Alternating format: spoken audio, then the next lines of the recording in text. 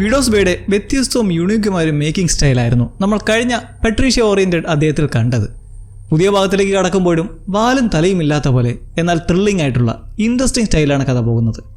Patricia സംഘടിപ്പിച്ച sunset cocktail പാർട്ടിയിലെ ദുരന്തവും തുടർന്ന് റെക്ടർ ബ്രൈസിന്റെ ആത്മഹത്യയും വലിയൊരു ഞെട്ടലായിരുന്നു നമുക്കുള്ളിലും മേറാൻ ടീമിലും ഉണ്ടാക്കിയത്. ഈ ഒരു മൊമെന്റിന് ശേഷം നമ്മൾ വീണ്ടും ഐലൻഡിലേക്ക് എത്തുമ്പോൾ അതൊരു ഫ്ലാഷ് ബാക്കിലൂടെയാണ്. മഞ്ഞുമൂടിയ ഒരു വലിയ കാട്ടിലൂടെ പേടിച്ചരണ്ട് കാലിടറി ഓടുന്ന ഒരു അപരിചിതനായ മനുഷ്യനെ നമുക്ക് കാണാം. ഓട്ടത്തിനിടയിൽ അയാൾ കാട്ടിൽ ഒരിടത്ത് കൂട്ടമായി വളർന്നു നിൽക്കുന്ന കടും കറുപ്പ് നിറത്തിലുള്ള ചില കൂണുകൾ കാണാനിടയാവുന്നു. ആ കൂണുകൾ എന്താണെന്നോ ഏതാണെന്നോ ഒന്നും ചിന്തിക്കാൻ നിൽക്കാതെ ആ മനുഷ്യൻ അവയെല്ലാം പറിച്ച് അപ്പടി അങ്ങോട്ട് തിന്നുവാണ്, വിശന്ന് വലഞ്ഞ് നടന്നിരുന്ന പോലെ. അത് കഴിച്ചതിന് ശേഷം അയാൾക്ക് എന്ത് പറ്റി എന്നുള്ളത് നമ്മൾ കാണുന്നില്ല. എങ്കിലും ഈ ഒരു എപ്പിസോഡ് മൊത്തവും കണ്ടു കഴിയുമ്പോൾ നിങ്ങൾക്ക് ഏകദേശം പിടികിട്ടും എന്തെല്ലാം പ്രത്യേകതകളായിരിക്കും ഉണ്ടായിട്ടുണ്ടാവുക എന്ന്. ഇനി നമുക്ക് പ്രസന്റിലേക്ക് വരാം. ടോം ടൗൺ ഹാളിലേക്ക് വണ്ടി ഇറങ്ങി വരുമ്പോൾ കഴിഞ്ഞ രാത്രി നടന്ന ഭീകര സംഭവങ്ങൾ അയാളുടെ മനസ്സിലുണ്ട്. റെക്ടർ ബ്രൈസിൻ്റെ ആത്മഹത്യ, അതോടൊപ്പം പട്രീഷ്യ കുട്ടിയുടെ നൈറ്റ് പാർട്ടി ഒരു ഭീകര സൈറ്റനിങ് റിച്വലായത് അങ്ങനെയല്ല. അങ്ങനെ ഓഫീസിലേക്ക് എത്തി അവിടെയുള്ള ഡെയിലിനോട് ഉടൻ തന്നെ ഈ ദ്വീപിൽ ഒരു രാത്രികാല കർഫ്യൂ പ്രഖ്യാപിക്കാൻ ടോം ഉത്തരവിടുന്നു. കാരണം ബ്രൈസിൻ്റെ പെട്ടെന്നുള്ള ആത്മഹത്യയും പട്രീഷ്യയുടെ സൺസെറ്റ് കോക്ടെയിൽ പാർട്ടിയുമായി ബന്ധപ്പെട്ടുണ്ടായ അനിഷ്ട സംഭവങ്ങളും കാരണം ഈ ദ്വീപിൻ്റെ സുരക്ഷിതത്വം ഭയങ്കരമായി കുറഞ്ഞിരിക്കുകയാണ്. എപ്പോൾ വേണമെങ്കിൽ എന്ത് സംഭവിക്കാം എന്ന അവസ്ഥയാണ്. അതുകൊണ്ട് എല്ലാവരും ജാഗ്രത പാലിക്കണം. രാത്രി 7 മുതൽ രാവിലെ 7 വരെ പുറത്തിറങ്ങിയിട്ടുള്ള ഒരു പരിപാടിയും വേണ്ട. ഒരു രൂക്ഷമായ തീരുമാനമാണ്. ജനങ്ങൾ ഇതെങ്ങനെ എടുക്കുമെന്ന് കണ്ടറിയാം. ഇതിനുശേഷം ടോം ഓഫീസിലുള്ള റൂത്തിനോട് കെഞ്ചി പറയുന്നുണ്ട്, സാധാരണ ചെയ്യാറുള്ളത് പോലെ വൈകുന്നേരം 3 മണിക്ക് തന്നെ ബാഗും തൂക്കി ഇറങ്ങിപ്പോവാതെ ഓഫീസിൽ തന്നെ തുടരണമെന്ന്. കാരണം ഇപ്പോൾ എല്ലാവരും ഒരുമിച്ച് നിന്ന് പണിയെടുക്കേണ്ട ഒരു അടിയന്തര സാഹചര്യമാണ്. ഇത്രയും പറഞ്ഞിട്ട് ടോം തൻ്റെ മകനായ ഇവാൻ്റെ അടുത്തേക്ക് ചെല്ലുന്നു. അവനെ ഓഫീസിലേക്ക് കൊണ്ടുവന്നിരുത്തിയിരിക്കുകയാണ്. ആ മുറിയിൽ തന്നെ അടങ്ങിയിരിക്കാനും വെറുതെ ഈ ദ്വീപിൻ്റെ പല ഭാഗങ്ങളിലായി കറങ്ങി നടക്കരുതെന്നും കർശനമായി നിർദ്ദേശിക്കുന്നു. കാരണം ഈ ദ്വീപിൽ എവിടേക്കോ ഭൗതിക ലോകത്തിനപ്പുറത്തുള്ള ചില ദുഷ്ടശക്തികളും പ്രേതങ്ങളും അമാനുഷിക ശക്തികളുമൊക്കെ അലഞ്ഞു തിരിയുന്നുണ്ടെന്ന് ടോമിന് കഴിഞ്ഞ ഒരൊറ്റ ദിവസം കൊണ്ട് തന്നെ വിശ്വാസം വന്നിരിക്കുകയാണ്. തൻ്റെ ഈ കർക്കശമായ നിർദ്ദേശങ്ങളോ ഉപദേശങ്ങളോ ഒന്നും ഇവാൻ്റെയോ റൂത്തിൻ്റെ അടുത്ത് ചിലവാൻ പോകുന്നില്ല എന്ന് ടോമിന് നന്നായി അറിയാമായിരുന്നിട്ടും അയാളിതെല്ലാം അനുസരിക്കാൻ പറഞ്ഞ് അവിടെ നിന്ന് ഇറങ്ങി ബ്രൈസിൻ്റെ ശവസംസ്കാര ചടങ്ങുകൾ പങ്കെടുക്കാൻ പള്ളിയിലേക്ക് പോകുന്നു. ഈ ശവസംസ്കാര ചടങ്ങ് കോമഡിയാണ്. അദ്ദേഹത്തെ അറിയാത്ത ആരോ വന്നിട്ട് മൈക്കിൽ കൂടി എന്തൊക്കെയോ വിളിച്ച് പറയുന്നു. എന്നാലും ചടങ്ങ് കഴിഞ്ഞ് ആളുകളെല്ലാം പള്ളിയിൽ നിന്ന് പിരിഞ്ഞു പോയതിനു ശേഷം ടോം, വിക്, പട്രീഷ്യ എന്നിവർ ആരും കാണാതെ പള്ളിയുടെ ഓഫീസിനുള്ളിൽ കയറുന്നു. ബ്രൈസ് മരിക്കുന്നതിന് തൊട്ടു മുമ്പ് തൻ്റെ ഓഫീസിലെ പല രേഖകളും സാധനങ്ങളും തീയിട്ട് നശിപ്പിക്കാൻ നോക്കിയിരുന്നു. അങ്ങനെ പകുതി കത്തിയ നിലയിലും അല്ലാതെയും അവിടെ അവശേഷിച്ച സാധനങ്ങളിൽ നിന്ന് എന്തെങ്കിലും തെളിവ് കിട്ടുമോ എന്ന് നോക്കാൻ വേണ്ടി ഇവർ 3 പേരും കൂടി ബ്രൈസിൻ്റെ മേശയും ഡ്രോയറും ഒക്കെ വലിച്ചു വാരി പരിശോധിക്കാൻ തുടങ്ങി. അദ്ദേഹം എന്തിനാണ് ആത്മഹത്യ ചെയ്തത് എന്ന് മനസ്സിലാക്കാൻ സഹായിക്കുന്ന എന്തെങ്കിലും ക്ലൂ കിട്ടുക എന്നതായിരുന്നു അവരുടെ ലക്ഷ്യം. സത്യം പറഞ്ഞാൽ ഇത്തരം തെളിവ് ശേഖരണമൊക്കെ നടത്തേണ്ടത് കൃത്യമായ പരിശീലനം ലഭിച്ച ഒരു ക്രിമിനൽ ഇൻവെസ്റ്റിഗേറ്ററാണ്. പക്ഷേ ആ ദ്വീപിൽ അങ്ങനെയുള്ള വിദഗ്ധരൊന്നും ഇല്ലായിരുന്നു. ഇനി അവിടുത്തെ ഷെരീഫിൻ്റെ ഡിപ്പാർട്ട്മെൻറ്റിനെയൊക്കെ വിശ്വസിച്ച് ഏൽപ്പിക്കാമെന്ന് വെച്ചാൽ ഒരു ക്രൈം സീൻ അന്വേഷിക്കുന്ന കാര്യത്തിൽ അവിടുത്തെ പോലീസിൻ്റെ വിവരവും ഈ കാണുന്ന 3 എണ്ണത്തിൻ്റെ വിവരവും ഒക്കെ കണക്ക് തന്നെ. അത്രയ്ക്ക് പരിതാപകരമാണ് അവിടുത്തെ നിയമപാലകരുടെ അവസ്ഥ. ഇതിന് എടുത്തു പറയണ്ടല്ലോ. ഇതുകൊണ്ടൊക്കെ തന്നെ ബഷീറിനും ഇവർ ഈ തെളിവുകൾക്കിടയിൽ തിരച്ചിൽ നടത്തുന്നതിൽ വലിയ എതിർപ്പൊന്നും ഉണ്ടാകാൻ പോണില്ല. അങ്ങനെ തിരച്ചിലിനിടയിൽ വിക്കിനൊരു കത്ത് കിട്ടുന്നു. അത് പകുതി കരിഞ്ഞു പോയ നിലയിലായിരുന്നു. അതിലെഴുതിയിട്ടുള്ളതൊന്നും വ്യക്തമായി കാണാനും കഴിഞ്ഞില്ല. എന്നാൽ ടോം ബ്രൈസിൻ്റെ മേശപ്പുറത്ത് ഒരു കാര്യം ശ്രദ്ധിച്ചു. ആ മേശയിൽ മൈ ഐ ഈസ് ഓപ്പൺ, എൻ്റെ കണ്ണ് തുറന്നിരിക്കുന്നു എന്ന് കൊത്തിവെച്ചിട്ടുണ്ടായിരുന്നു. അതിനോടൊപ്പം തന്നെ നമ്മൾ തുടക്കത്തിൽ ഫ്ലാഷ് ബാക്കിൽ കണ്ട ആ കറുത്ത കൂടുകൾ പോലെ ഉണങ്ങിയ കുറച്ചെണ്ണം ഒരു നാപ്കിനിൽ പൊതിഞ്ഞു വെച്ച നിലയിലും ടോം അവിടെ കണ്ടെത്തി. കാര്യങ്ങൾ കൈവിട്ടു പോകുന്നതിന് മുമ്പും ഇവിടെയുള്ള ആളുകൾ കൊല്ലപ്പെടുന്നതിന് മുമ്പും നമ്മൾ എന്തെങ്കിലും ചെയ്തേ തീരൂ എന്ന് വിക്ക് ടോമിനോട് ആക്രോശിക്കുന്നുണ്ട്. താനും അതിനാണ് ഇവിടെ ശ്രമിച്ചുകൊണ്ടിരിക്കുന്നത് എന്ന് ടോം തിരിച്ച് മറുപടി പറയുന്നു. ഇവിടെ ഇങ്ങനെ സംസാരമായി ദേഷ്യം വന്ന വിക്ക് എല്ലാ അതിരുകളും ലംഘിച്ചുകൊണ്ട് ടോമിനോട് ഒരു കാര്യം പറഞ്ഞു. സ്വന്തം മകനെ പോലും അടക്കി നിർത്താൻ കഴിവില്ലാത്ത നിനക്കാണോ ഈ ടൗണിലെ മുഴുവൻ ജനങ്ങളെ നിയന്ത്രിക്കാൻ കഴിയുന്നേ? ഈ വാക്ക് കേട്ടതോടെ ലോഫ്റ്റിസിൻ്റെ ദേഷ്യം വിരിച്ചു കയറി. ആ മുറിയിലെ അന്തരീക്ഷം ഭയങ്കരമായി ചൂട് പിടിച്ചു. പട്രീഷ്യ അവിടെ ഉണ്ടായിരുന്നില്ലെങ്കിൽ ടോമും വിക്കും തമ്മിൽ അവിടെ വലിയൊരു കയ്യാങ്കളി തന്നെ നടന്നേനെ. പക്ഷേ പട്രീഷ്യ സമയോചിതമായി ഇടപെട്ട് അവരെ രണ്ടുപേരെയും ശാന്തരാക്കുകയും നമ്മളിവിടെ വന്നിരിക്കുന്ന ലക്ഷ്യത്തിൽ ശ്രദ്ധിക്കുക എന്ന് പറഞ്ഞ് കാര്യത്തിലേക്ക് തിരിച്ചു കൊണ്ടുവരികയും ചെയ്തു. അതിനുശേഷം ടോം ബ്രൈസിൻ്റെ ഫോണെടുത്ത് പരിശോധിക്കാൻ തുടങ്ങി. മരിക്കുന്നതിന് തൊട്ടു മുമ്പ് ബ്രൈസ് ടോമിനെ ഫോണിൽ വിളിക്കാൻ ഒരുപാട് തവണ ശ്രമിച്ചിട്ടുണ്ടായിരുന്നു എന്ന് ടോം ആ കോളുകൾ കണ്ട് മനസ്സിലാക്കുന്നു. ഇത് സത്യമായിരുന്നു. കാരണം ടോമിൻ്റെ ആൻസറിംഗ് മെഷീനിൽ ബ്രൈസ് വിട്ട അവസാനത്തെ വോയിസ് മെസ്സേജ് നമ്മൾ കേട്ടിരുന്നതാണ്. തൻ്റെ സുഹൃത്തിനെ രക്ഷിക്കാൻ കഴിഞ്ഞില്ലല്ലോ എന്ന സങ്കടത്തിൽ നിൽക്കുമ്പോൾ തന്നെ ടോം ആ ഫോണിൽ വേറൊരു അപരിചിതമായ നമ്പർ അവസാന നേരത്തായി ഡയൽ ചെയ്ത് കാണുന്നു. വിക്കിൻ്റെ ഉപദേശപ്രകാരം ലോഫ്റ്റിസ് ആ നമ്പറിലേക്ക് വിളിച്ചു.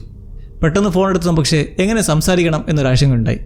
വിളിച്ചിട്ട് താൻ ആരാണെന്ന് അങ്ങോട്ട് ചോദിക്കുന്നതായിട്ട് എടുത്തയാൾ അപ്പോൾ തന്നെ കട്ട് ചെയ്തു. മേയർ വീണ്ടും ആ നമ്പറിലേക്ക് റീഡയൽ ചെയ്തു. ഇത്തവണ സംസാരിക്കാതെ നേരെ ഫോൺ പട്രീഷ്യയുടെ കയ്യിൽ കൊടുത്തു. അവൾ ടോമിനേക്കാൾ എത്രയോ മനോഹരമായിട്ടും ബുദ്ധിപൂർവ്വമായിട്ടും സംസാരിച്ചു. റെക്ടർ നമ്പർ തന്നിട്ട് വിളിക്കുവാണെന്ന് പറഞ്ഞുള്ള പട്രീഷ്യയുടെ സംസാര രീതി കേട്ടപ്പോൾ ഫോൺ എടുത്ത അയാൾക്ക് വിശ്വാസം തോന്നി. അപ്പോയിൻമെൻറ്റ് വേണമെന്ന് ചോദിച്ചതും അവർ വേണമെന്ന് പറഞ്ഞങ്ങനെ അയാൾ തൻ്റെ വീട്ടിലേക്ക് വരാൻ പറഞ്ഞു. അഡ്രസ്സും കൃത്യമായി പറഞ്ഞു കൊടുത്തു. അങ്ങനെ 3 സിംഗങ്ങളും കൂടി ആ ആളുടെ വീട്ടിലേക്ക് എത്തുന്നു.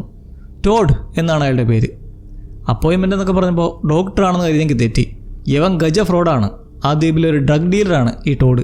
കഞ്ചാവ്, കൊക്കൈൻ എല്ലാം ഉണ്ട്. ടോഡ് സ്വയം പറയുന്നത് അവനൊരു ശമനാണെന്നാണ്. എന്ന് വെച്ചാൽ അറിയാലോ, മന്ത്രവാദി. എന്നാൽ മുന്നിലിരിക്കുന്നതോ കൊക്കൈനും. അടിപൊളി. ഈ ടോഡും പട്രീഷ്യയും പണ്ട് ഒരേ സ്കൂളിൽ ഒരുമിച്ച് പഠിച്ച സഹപാഠികളായിരുന്നു.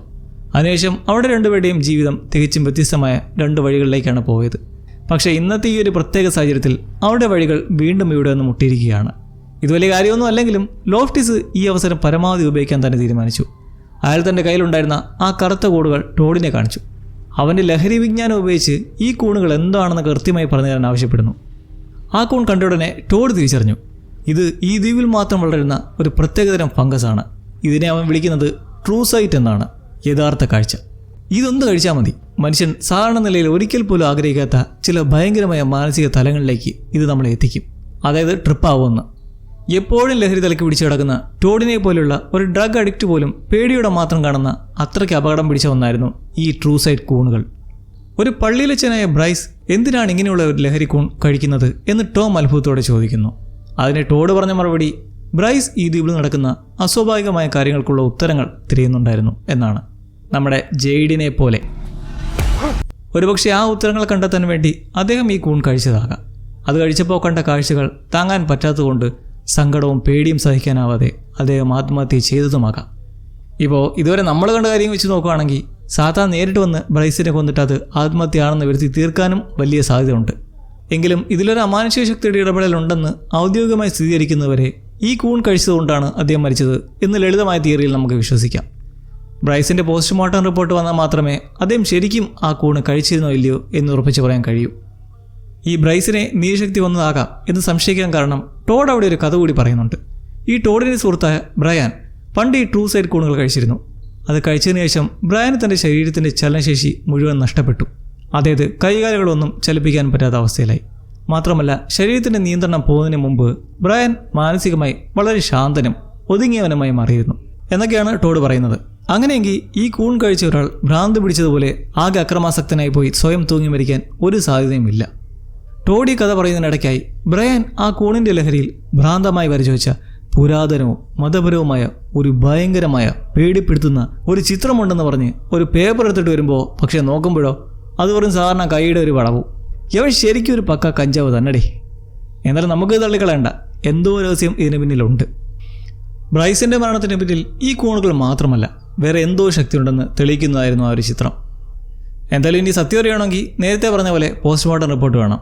അല്ലെങ്കിൽ ഈ കൂൺ കഴിക്കുമ്പോൾ മനസ്സിൻ്റെ ഏത് വാതിലുകളാണ് തുറക്കപ്പെടുന്നത് എന്ന് സ്വയം കഴിച്ചു നോക്കി മനസ്സിലാക്കണം. ടോഡി പറയുന്നത് കേട്ടതും വിക് ഒരു കടുത്ത തീരുമാനമെടുക്കുന്നു. താൻ ഈ കൂണ് കഴിച്ച് നോക്കാൻ തയ്യാറാണ്. ടോം അതിനെ ശക്തമായി എതിർക്കുന്നെങ്കിലും വിക് തൻ്റെ തീരുമാനത്തിൽ നിന്നും പിന്മാറാൻ തയ്യാറല്ലായിരുന്നു. സ്വന്തം നാടിനെ നശിപ്പിക്കുന്ന ഈ നിഗൂഢതയുടെ ആഴം എന്താണെന്ന് അയാൾക്ക് അറിഞ്ഞേ തീരണമായിരുന്നു. അതുകൊണ്ട് വിക് പട്രീഷ്യയോട് പറയുന്നു ടോഡിനോട് പറഞ്ഞ് ആ കൂണിൻ്റെ സത്ത് ഉപയോഗിച്ച് ഒരു ഡ്രിങ്ക് ഉണ്ടാക്കാൻ ആവശ്യപ്പെടാൻ. അങ്ങനെ അവൾ പോയത് ആവശ്യപ്പെടുകയും തുടർന്ന് അങ്ങനെ നിൽക്കെ സമയം കിട്ടി കാര്യങ്ങൾ അറിയാൻ ലോഫ്റ്റിസ് ടോഡ് കൊടുത്തൊരു കപ്പ് ചായയും കുടിച്ച് ഓഫീസിലേക്ക് വിളിക്കുമ്പോൾ ഡെയിൽ പറയുന്നതാകട്ടെ നാട്ടുകാർ കർഫ്യൂ പിൻവലിക്കണമെന്നും അവർക്ക് ആഘോഷങ്ങളുടെ ഭാഗമായി ഇന്ന് രാത്രി പടക്കം പൊട്ടിക്കണമെന്നും പറഞ്ഞ് വലിയ ബഹളം കൂട്ടുന്നതിനെക്കുറിച്ചും. എന്നാൽ കർഫ്യൂ ഒരു കാരണവശാലും പിൻവലിക്കരുതെന്നും താൻ കൃത്യം 15 മിനിറ്റിനുള്ളിൽ അവിടെ എത്തി ആ പ്രതിഷേധക്കാരൊക്കെ ആയിട്ട് ഒന്ന് നേരിട്ട് കണ്ട് സംസാരിച്ച് കാര്യങ്ങൾ ബോധ്യപ്പെടുത്താമെന്നും ടോം ഡെയിലിനോട് പറയുന്നു. ഫോൺ വെച്ച ശേഷം താൻ പോകുവാണെന്ന് വിക്കിനോട് യാത്ര പറയാൻ വന്നിട്ട് ഒരിക്കൽ കൂടി ഇത് വേണോ എന്ന് ചോദിച്ചു നിൽക്കുമ്പോൾ ഒരു കോമഡി. ആ കഞ്ചാവ് ടോഡിനോട് ഈ ഒരു പേരൊന്നും പറഞ്ഞിട്ടില്ലല്ലോ. പട്രീഷ്യ എന്ന് വിക്കിന് മഷ്റൂം കൊടുക്കണമെന്ന് പറഞ്ഞപ്പോൾ അവൻ കരുതിയത് ഈ ടോമാണ് വിക്കെന്നാണ്. അതാ കപ്പ് കുടിക്കാൻ കൊടുത്തതും. ലോഫ്റ്റിസ് ഇതറിയാതെ ആസ്വദിച്ച് കുടിച്ച് ആരെ മട്ടി വരെ കണ്ട്. ചുരുക്കം പറഞ്ഞാൽ ഇപ്പോൾ സത്ത് മുഴുവൻ എത്തിയിരിക്കുന്നത് നമ്മുടെ മേയുടെ പള്ളക്ക്. ഇതറിഞ്ഞതും ടോം ആകെ പരിഭ്രാന്തനായി, പാനിക് മോഡിലായി. ഓടി ടോയ്ലറ്റിലേക്ക് പോയി ഛർദ്ദിക്കാൻ നോക്കുന്നതിലും നടക്കുന്നില്ല. ഇതിൻ്റെ ഇടയിൽ കൂടി പട്രീഷ്യ വന്നിട്ട് ടോമിൻ്റെ തൊണ്ടയിൽ വില്ലിട്ട് ഛർദ്ദിപ്പിക്കാനൊക്കെ നോക്കുന്നുണ്ടെങ്കിലും ഒന്നും നടക്കുന്നില്ല. ഈ കോലാഹലത്തിനിടെ ടോഡാണെങ്കിൽ അവരെ സമാപിക്കാൻ വേണ്ടി പറയുന്നുണ്ട്, പേടിക്കൊന്നും വേണ്ട, ഇത് കുറച്ച് സമയത്തേക്ക് കാണും, ഒരു 12 മണിക്കൂർ. അടപ്പാവി, 12 മണിക്കൂർ! മേർക്കാണെ ചെയ്തു തീർക്കേണ്ട നിറയെ വേലയിർക്ക്. ഇനിയിപ്പോൾ പറഞ്ഞിട്ട് അറിയില്ല. ലഹരി തലയ്ക്ക് പിടിക്കാൻ തുടങ്ങിയതോടെ ലോവറ്റിസിനെ വീട്ടിലൊരു ബെഡിലേക്ക് കൊണ്ടുപോയി കിടത്തുന്നു. സൂക്ഷിച്ചും കണ്ടും ആവശ്യമുള്ള രഹസ്യം കണ്ടെത്തുന്ന പറഞ്ഞിട്ട് ടോഡ് പോവുകയാണ്. കാരണം അവനവിടെ നിൽക്കാൻ സമയമില്ല, അത്യാവശ്യമായിട്ടൊരു പണിയുണ്ട്. കാമുകിയുടെ പൂച്ച ചാടിപ്പോയി, അതിനെ നോക്കണം. പട്രീഷ്യയും വിക്കിനെ ഏൽപ്പിച്ച ശേഷം പോകുന്നതിന് മുമ്പേയായി ലോവറ്റിസിനോട് ടോഡ് ഒരു കാര്യം പ്രധാനമായി പറയുന്നുണ്ട്. ലഹരി പിടിച്ചു കഴിഞ്ഞ് ഒരു കാരണവശാലും കണ്ണാടിയിൽ നോക്കരുത്. ഇത് പറഞ്ഞ് കഥ അടച്ചു പോകുമ്പോഴോ പഷ്ട് ഇവിടെ വന്നതേ അബദ്ധമായി പോയി. ടോം അവിടെ കിടക്കാൻ കൂട്ടാക്കാതെ തന്നെ കൊണ്ടുപോകാനും മകനെ കാണണമെന്നൊക്കെ പറയുന്നെങ്കിലും ആ കിക്ക് സിറിയയിലേക്ക് കയറിയിരിക്കുകയാണ്. പിന്നെ അങ്ങോട്ട് ഇടയ്ക്കിടെ ബോധം മറിഞ്ഞും വീണ്ടും ഉണർന്നും ഇരിക്കുന്ന അവസ്ഥ. ഈ ഒരു ദിവസം മുഴുവൻ, അല്ലെങ്കിൽ ഈ ഒരു എപ്പിസോഡ് മുഴുവൻ ടോം ഇനി ഈ ഒരു അവസ്ഥയിലായിരിക്കും. കട്ടിൽ കിടക്കെ ലൈറ്റെല്ലാം അണയുന്ന പോലെ ഒരു ഉന്മാദാവസ്ഥയിലായി മൈൻഡ് ഔട്ട് ആവുന്നതും പിന്നെ കണ്ണുറക്കുമ്പോൾ കാറിൽ. ഇതിനിടയ്ക്ക് എന്താണ് സംഭവിച്ചെന്ന് ഒരു പിടുത്തമില്ല. എന്തൊക്കെയോ ബോധമില്ലാതെ ചെയ്ത് കൂട്ടിയിട്ടുണ്ട് എന്ന് തൊട്ടടുത്തിരിക്കുന്ന പട്രീഷ്യയുടെ സംസാരത്തിലൂടെ അറിയാം. ഇപ്പോൾ കൂടെ വിക്കില്ല. അയാളോട് പോകാൻ പറഞ്ഞത് ഇതിനിടയ്ക്ക് ലോവറ്റിസാണ്. ലഹരിയിലൂടെ കണ്ടെത്താൻ കഴിയാത്ത സത്യങ്ങൾ കണ്ടുപിടിക്കാനാണ് അയാൾ പോയിട്ടുള്ളത്. കാറിലിരിക്കെ എന്തോ ഒരു അശരീരി പോലെ, തലയ്ക്കുള്ളിൽ കുറേ ഒച്ചപ്പാട്. അവിടുന്ന് പെട്ടെന്ന് തെറുപ്പിനായി അടുത്ത തവണ ബോധം വരുമ്പോൾ ടോം തൻ്റെ ഓഫീസിലാണ്. ഈ ഒരു സിറ്റുവേഷനെ കുറിച്ച് പറയുകയാണെങ്കിൽ ഇപ്പോൾ നമ്മുടെ വീട്ടിൽ ഈ കറണ്ട് വന്നും പോയൊക്കെ നിൽക്കുന്നില്ലേ, ആ ഒരവസ്ഥയാണ് ലോവറ്റിസിൻ്റെ ബോധത്തിന്. പെട്ടെന്നൊന്ന് തെളിയും, വീണ്ടും അത് ലഹരി പിടിച്ച് കറക്കും. അങ്ങനെ ഓഫീസിൽ നിന്ന് ബോധം തെളിയുന്നതും ഇപ്പം മകൻ ഇവനെ കാണണം. എന്നാൽ പട്രീഷ്യയ്ക്ക് അരച്ചു കയറുകയാണ്. ഇതിപ്പോൾ 3-ാം തവണയാണ് മോനെക്കുറിച്ച് ചോദിക്കുന്നത്. ഇവാനാകട്ടെ ഇതിനോടകം തന്നെ ഓഫീസിൽ നിന്ന് ചാടി അവൻ്റെ കൂട്ടുസുറ്റുമായിട്ട് കറങ്ങി നടക്കുവാണ്. പോരാത്തതിന് ഇപ്പോൾ ടൂറിസ്റ്റുകളെ എത്തിയ ചില കഞ്ചാവ് ചിക്സും കൂട്ടുണ്ട്. ലോവറ്റിസിൻ്റെ വെപ്രാളം കണ്ടിട്ട് പട്രീഷ്യ ഇവാൻ്റെ ഫ്രണ്ട്സിലൊരുവൻ PJയുടെ വീട്ടിലേക്ക് അവൻ്റെ അമ്മയെ വിളിച്ച് അന്വേഷിക്കാൻ തുടങ്ങുന്നു. ഇതെല്ലാം കണ്ട് എന്താ നടക്കുന്നതെന്ന് അറിയാതെ കിളി പോയി അവിടെ തന്നെ ഇരിക്കുന്ന ഡെയിലും. ഇവാനും സെറ്റും ഇപ്പോൾ ആ ദ്വീപിലെ പഴയ ബൂഗിമാൻ വീടിൻ്റെ പരിസരത്താണ്. പണ്ട് പട്രീഷ്യയുടെ കൂട്ടുകാരെയൊക്കെ കൊന്ന സീരിയൽ കില്ലർ ഇവിടെയായിരുന്നു. PJ ആകട്ടെ ഇപ്പോൾ കൂടെയുള്ള പെൺകുട്ടികളോട് ആ ബൂഗിമാൻ്റെ കഥ വിവരിച്ചു കൊടുക്കുന്നുണ്ട്. പണ്ട് ഈ വീട്ടിൽ താമസിച്ചിരുന്ന നിഗൂഢ മനുഷ്യൻ പെൺകുട്ടികളെ ഫോൺ വിളിച്ച് ശല്യം ചെയ്യുമായിരുന്നു അത്രേ, പ്രാങ്ക് കോളുകൾ. ഒടുവിൽ അയാൾക്ക് ഭ്രാന്ത് പിടിക്കുകയും അയാൾ അവിടെയുള്ള ആളുകളെല്ലാം ക്രൂരമായി കൊലപ്പെടുത്താൻ തുടങ്ങുകയും ചെയ്തു. നാട്ടുകാരെല്ലാം ചേർന്ന് അയാളെ വെടിവെച്ച് കൊലപ്പെടുത്താൻ നോക്കിയെങ്കിലും അയാളുടെ ശരീരത്തിൽ വെടിയുണ്ടകളൊന്നും ഏൽക്കുന്നുണ്ടായിരുന്നില്ല.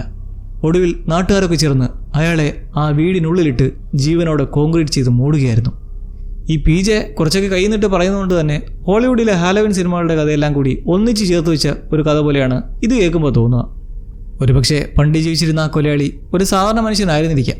പക്ഷേ മെയിൻലാൻഡിൽ പോയി സിനിമയൊക്കെ കണ്ടുമടുത്ത് അവിടുത്തെ നാട്ടുകാർ വന്ന് അവർ കഥയൊക്കെ ഒരു ഭീകരമായ അർബൻ ലെജൻഡാക്കി മാറ്റിയതാകാനും വലിയ സാധ്യതയുണ്ട്. ഈ സമയം ടോം ലഹരിയുടെ പുറത്ത് ആകെ വേയിച്ചു വെച്ചിരിക്കുമ്പോൾ ബച്ചീർ വന്ന് കർഫ്യൂവിനെ കുറിച്ച് സംസാരിക്കുന്നു. എന്തുദ്ദേശത്തിലാണ് കർഫ്യൂ ആഹ്വാനം ചെയ്തിരിക്കുന്നത്? ആകെ 6 സെല്ലുള്ള സ്റ്റേഷനിൽ രാത്രി കറങ്ങി നടക്കുന്ന എല്ലാ എണ്ണത്തിനെയും എങ്ങനെ പിടിച്ചിടാനാണ്? പോരാത്തിന് വെടിക്കെട്ടുള്ള ദിവസം. ഇങ്ങനെ ഷെരീഫ് ചൂടാവുന്നതിലും ടോം ആകെ സോണൗട്ടായി നിൽക്കുന്നത് കണ്ട് മേറെ വിട്ടിട്ട് പട്രീഷ്യൻ കുട്ടി പോലീസ് സ്റ്റേഷനിലേക്ക് പോകുന്നു. കാരണം തലേരാത്രി പാർട്ടിക്കിടെ സാത്താൻ സേവ നടത്തി ഒരു കൂട്ടം ആളുകളെ കടലിൽ മുക്കിക്കൊല്ലാൻ നോക്കിയ ആ സംഭവത്തിൽ പട്രീഷ്യയുടെ മൊഴി രേഖപ്പെടുത്തേണ്ടതുണ്ട്. കാരണം ഓൾറെഡി അവർക്കെതിരെ ഇങ്ങനൊരു പരാതി ചെന്നിട്ടുണ്ട്. അങ്ങനെ പട്രീഷ്യൻ കൂടി പോയതോടെ ടോം വീണ്ടും തനിച്ചായി കൂടുതൽ ഭയപ്പെടാൻ തുടങ്ങി. അപ്പോഴാണ് അങ്ങോട്ടേക്ക് റൂത്ത് വരുന്നത്. അവർ വന്നത് കണ്ടതോടെ ടോമിൻ്റെ മാനസികാവസ്ഥ കൂടുതൽ വഷളായി. കുറേ നേരം കഴിഞ്ഞപ്പോൾ അവിടെ തന്നെ തുടർന്ന അസിസ്റ്റൻ്റ് ഡെയിൽ ടോമിൻ്റെ അരികിലേക്ക് എത്തി നിനക്ക് എന്താ പറ്റിയ കുട്ടാന്ന് ചോദിച്ചു വന്നു. മേയറാകട്ടെ ഇതിനിടയ്ക്ക് കർഫ്യൂ നടപ്പാക്കുക തന്നെ വേണമെന്ന് പിറുപിറുത്തിരിക്കെ വീണ്ടും എന്തോ ചുറ്റും ബഹളം പോലെ തോന്നി കണ്ണാടിയിലൂടെ ഡെയിലിനെ ഒരു നോക്ക് നോക്കി. ആ സമയത്താണ് അയാൾ അടുത്തേക്ക് വരുന്നത്. മുമ്പ് ടോഡ് ചേരുന്ന പ്രത്യേകം വിലക്കിയ ഒരു കാര്യമാണ് കണ്ണാടിയിലേക്ക് നോക്കരുതെന്ന്. ഇതോടെ എന്ത് സംഭവിക്കുന്നു? ടോമിൻ്റെ ആ ലഹരി കണ്ണിലൂടെ നോക്കുമ്പോൾ ഡെയിലിൻ്റെ കണ്ണുകൾ മുഴുവൻ കറുപ്പ് നിറമായി ഒരു പ്രേതത്തെ പോലെ. ഡെയിൽ ടോമിനോട് സംസാരിക്കുന്നത് കർഫ്യൂവിനെതിരെ പ്രതിഷേധിക്കുന്ന കർട്ട്, വെയിൻ ഉൾപ്പെടെയുള്ളവരുമായി നടത്തേണ്ട ചർച്ചയെക്കുറിച്ചാണ്. പക്ഷേ ടോമിന് ആ കണ്ണ് കണ്ടതോടെ അത് കേൾക്കാനുള്ള ത്രാണിയില്ല.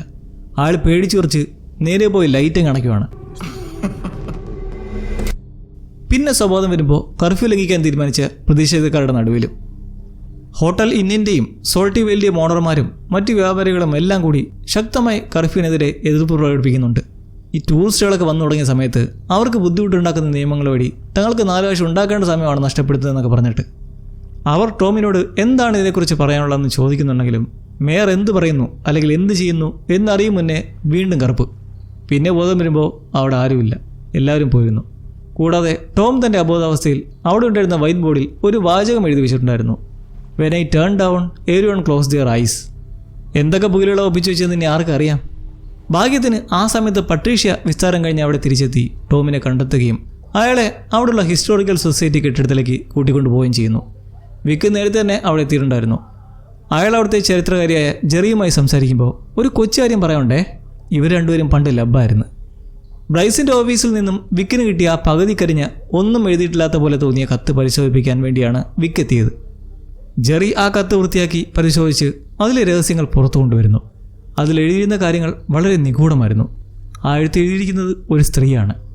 ഈ ദ്വീപിന് മേലുള്ള ആ സ്ത്രീക്കറിയാത്ത ഒരു ശാപത്തെക്കുറിച്ചും തൻ്റെ ഭർത്താവിൻ്റെ കഴുത്തിലുള്ള ഒരു മാല അഥവാ പെൻഡന്റിനെ കുറിച്ചും അതിൽ വ്യക്തമായി പ്രതിപാദിക്കുന്നുണ്ട്. ആ പെൻഡന്റിൻ്റെ ഉള്ളിലാണ് ശാപത്തിൻ്റെ തുടിക്കുന്ന ഹൃദയം അടങ്ങിയിരിക്കുന്നത് എന്നാണ് അതിൽ പറയുന്നത്. കൂടാതെ ആ സ്ത്രീക്ക് മരണം ഉറപ്പായിരുന്നു. എന്നാൽ അത് അവിടെ പടർന്നു പിടിച്ചിട്ടുള്ള മഹാമാരി കൊണ്ടാണോ അതോ തൻ്റെ ഭർത്താവിൻ്റെ കൈ കൊണ്ടാണോ എന്ന ആശങ്കയുള്ളതായും ആ കുറിപ്പിൽ എഴുതിയിട്ടുണ്ടായിരുന്നു. അങ്ങനെ ഈ രണ്ടുപേരും അതേക്കുറിച്ചൊരു ക്ലാരിഫിക്കേഷനിലെത്തി നിൽക്കുമ്പോഴാണ് ഇപ്പോൾ പട്രീഷ്യ ലോഫ്റ്റിസിനെ കൊണ്ട് അങ്ങോട്ടേക്ക് എത്തുന്നത്. കുറിപ്പ് വായിച്ചതോടെ ജെറിക്ക് ഒരു കാര്യം മനസ്സിലായി. ഈ കത്ത് എഴുതപ്പെട്ടിരിക്കുന്നത് 17-ാം നൂറ്റാണ്ടിലാണ്. കാരണം ദ്വീപിൽ ഒരു മഹാമാരി ഉണ്ടായത് ആ കാലത്ത് മാത്രമാണ്. പ്ലേഗിനെ കുറിച്ചാണെങ്കിൽ കുറിപ്പിൽ പറയുന്നുണ്ട്. അങ്ങനെ ആ പേപ്പർ അവിടെ സൂക്ഷിച്ചിരുന്ന ഒരു ഡയറിയിലേതായിരുന്നു എന്നവർ കണ്ടെത്തി. അതെഴുതിയത് മറ്റാരുമല്ല, ഫൗണ്ടറായ റിച്ചാർഡ് വാറിൻ്റെ രണ്ടാമത്തെ ഭാര്യ സേറയായിരുന്നു. കാര്യങ്ങളിങ്ങനെ ആണേൽ ആ പെൻഡൻറ്റ് റിച്ചാർഡ് മരിച്ചപ്പോൾ അയാളുടെ ശവത്തോടൊപ്പം അടക്കം ചെയ്തിട്ടുണ്ടാകണം. ആ പെൻഡൻറ്റ് കണ്ടെത്തി നശിപ്പിച്ചാൽ മാത്രമേ ഈ ദ്വീപിനെ വിഴുങ്ങിയിരിക്കുന്ന ആ ശാപത്തിൽ നിന്നും എല്ലാവരെയും രക്ഷിക്കാൻ സാധിക്കൂ. അവരിതെല്ലാം ഗൗരവമായി ചർച്ച നടത്തുമ്പോൾ ഇടയ്ക്ക് ലോഫ്റ്റിസ് ഇടപെട്ട് സംസാരിക്കുന്നുണ്ട്. ഞാനിതെവിടെയാ, എനിക്കൊരു ബ്രഷ് തരുമോ, ഞാൻ നിങ്ങൾക്ക് വരച്ചു തരാം എന്നൊക്കെ ഒരു സാമ്യമില്ലാത്ത സംസാരം. ദ്വീപിലെ ജനങ്ങൾ തിരഞ്ഞെടുത്തൊരു മേയറാണ്. ഇപ്പോൾ അവസ്ഥ നോക്കണേ.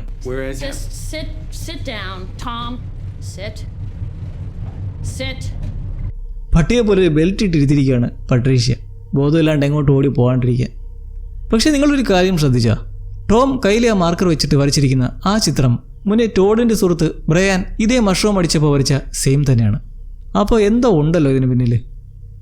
ഇന്നേരം ആളൊഴിഞ്ഞ ബോഗിമാൻ വീടിൻ്റെ പരിസരത്ത് തമ്പടിച്ച് സ്കോർ ചെയ്ത് നിൽക്കുന്ന പിള്ളേർ സംഘത്തിലേക്ക് പോയ ഒരു വരുത്തി പെണ്ണ് ആ വീട്ടിൽ ആരോ നിൽക്കണത് പോലെ തോന്നിയെന്ന് പറയുന്നു. ഇത് കേട്ട PJ ഇവാനൊരു വെല്ലുവിളി അല്ലെങ്കിൽ ഡെയർ ചെയ്യുകയാണ്. ആ വീട്ടിലേക്ക് ഒറ്റയ്ക്ക് കയറി തിരിച്ചു വരാൻ പറ്റുമോ എന്നായിരുന്നു challenge. I double dare you.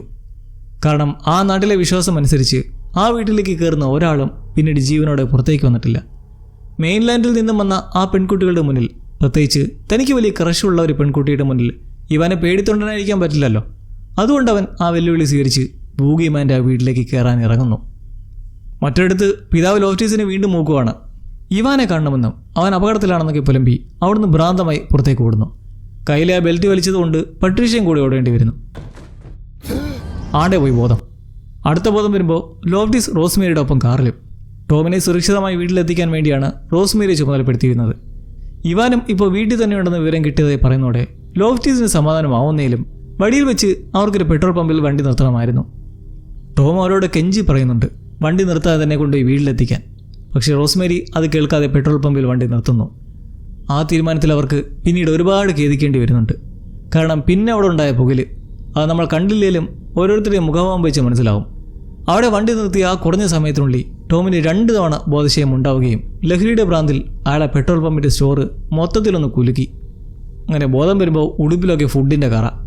കടയ്ക്കടുത്തേക്ക് കയറുന്നതും എന്തൊക്കെയോ തട്ടി വീണിട്ട് അവിടെ ഒരാൾ ക്ലീൻ ചെയ്ത് നിൽക്കെ ലോഫ്റ്റീസ് നോക്കുമ്പോൾ അയാളുടെ ഒരു ഷൂ അവിടെ ഉണ്ട്. അപ്പോൾ ഇതാരുടെ പണിയാണെന്ന് മനസ്സിലാക്കാമല്ലോ. ആ ക്ലീൻ ചെയ്യുന്ന ആൾക്ക് ഇയാളെ കണ്ടപ്പോൾ കാലനെ കണ്ട പേടിയും.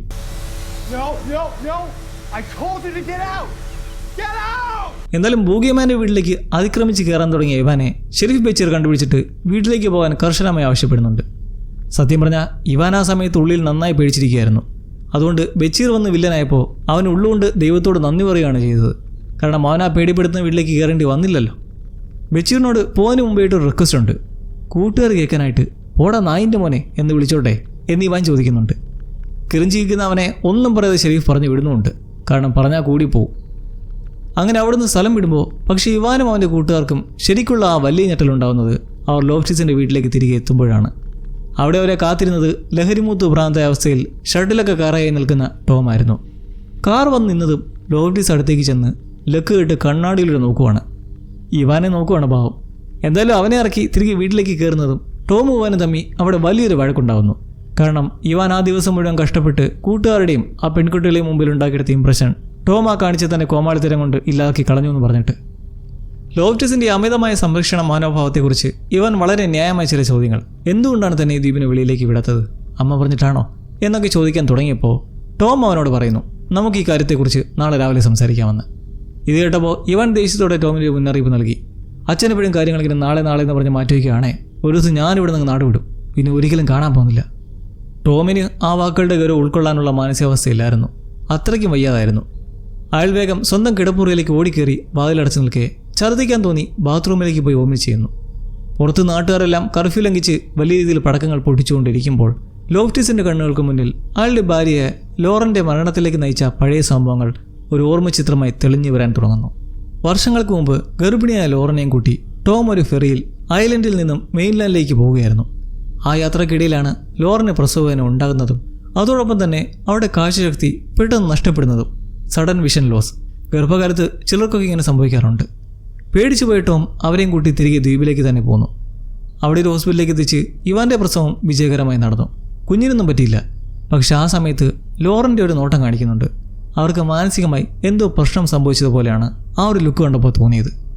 ഇത് കാണുമ്പോൾ ഇതിനു മുമ്പേ ടോം മരിസയോട് പറഞ്ഞിരുന്നത് പ്രസവ സംബന്ധമായ ശാരീരിക ബുദ്ധിമുട്ടുകൾ കൊണ്ടാണ് ലോറൻ മരിച്ചതെന്നാണ്. അതപ്പോൾ നമ്മൾ വിചാരിച്ചത് പ്രസവത്തിനിടയിൽ അമിതമായി ചോര വാർന്നു പോയാൽ മറ്റോ ആയിരിക്കും അവർ മരിച്ചതെന്നാണ്. പക്ഷേ ഇപ്പോൾ കാണിച്ച ഫ്ലാഷ് ബാക്ക് വെച്ച് നോക്കുമ്പോൾ കാര്യങ്ങൾ അങ്ങനെയല്ല. ലോറൻ്റെ മരണം സംഭവിച്ചത് എന്തോ വലിയ മാനസിക പ്രശ്നങ്ങൾ കാരണമാണെന്ന് തോന്നുന്നു. ഈ വിഡോസ് ബേ ദ്വീപിൽ ജീവിക്കുന്നതിൻ്റെ ഒരു പാർശ്വഫലമായിരിക്കാം ആ ഭ്രാന്തമായ അവസ്ഥ. കഥ മുന്നോട്ട് പോകുമ്പോൾ മാത്രമേ നമുക്കതിൻ്റെ യഥാർത്ഥ കാരണം മനസ്സിലാക്കാൻ സാധിക്കൂ. പിന്നൊരു കാര്യം ഓർമ്മയുണ്ടല്ലോ, ഈ ദ്വീപിൽ ജനിച്ചവർക്ക് ആർക്കും മെയിൻലാൻഡിലേക്ക് പോയി ജീവനോടെ ഇരിക്കാൻ കഴിയില്ല എന്നൊരു സംസാരം കൂടിയുണ്ട്. അങ്ങനെ ഈ ഓർമ്മകളെല്ലാം മനസ്സിൽ വന്നതോടെ ടോം ആ കക്കൂസിൽ നിന്ന് തന്നെ മുട്ടുകുത്തി നിന്ന് ദൈവത്തോട് പ്രാർത്ഥിക്കുകയാണ്. നീ കേൾക്കുന്നെങ്കിൽ നീ എന്നൊന്നുണ്ടെങ്കിൽ മകൻ ഇവനെ കാത്തോളണേ, അവനൊന്നും വരുത്തരുതേ എന്ന്.